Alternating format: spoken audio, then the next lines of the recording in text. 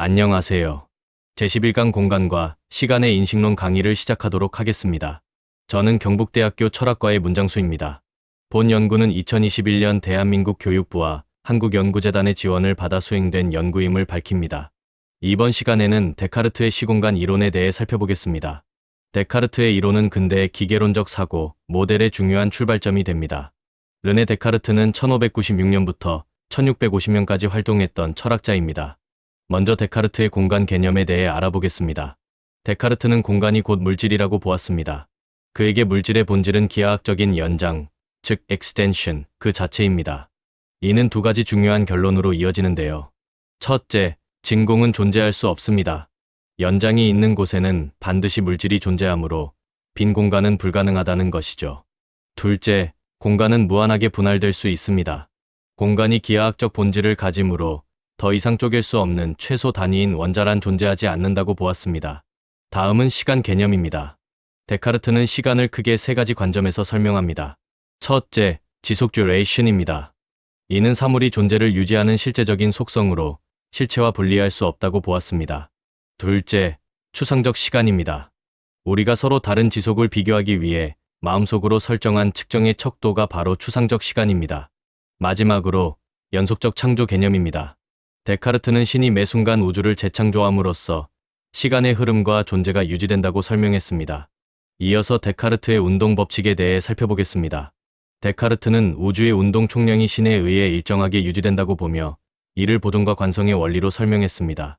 운동량은 질량과 속도의 곱으로 표현될 수 있죠. 첫 번째 법칙은 물체가 자신의 상태를 유지하려 한다는 관성의 법칙입니다. 두 번째 법칙은 모든 운동은 본질적으로 직선이라는 것입니다. 이런 점에서 데카르트는 뉴턴 역학의 선구자입니다. 네 번째 주제는 정지와 운동의 상대성입니다. 데카르트는 운동을 기하학적으로 정의했습니다. 즉, 운동이란 한 물체가 자신과 접촉하고 있는 인접 물체들의 근처로부터 다른 물체들의 근처로 옮겨가는 것이라고 보았습니다. 이는 상대성 원리로 이어지는데 정지와 운동은 물체의 고유의 성질이 아니라 연장된 실체의 상태일 뿐이라는 것입니다. 무엇이 움직이는가는 관찰자가 설정한 인접 물체들, 즉 기준선에 달려 있습니다. 예를 들어 강둑을 기준점으로 잡으면 배가 이동하고 강둑은 정지 상태이지만 배의 돛을 기준선으로 잡으면 배는 정지하고 강둑이 이동하는 것처럼 말이죠. 이런 점에서 데카르트는 아인슈타인의 운동 상대성 이론의 선구자입니다. 다음은 데카르트의 우주체계인 소용돌이 이론입니다.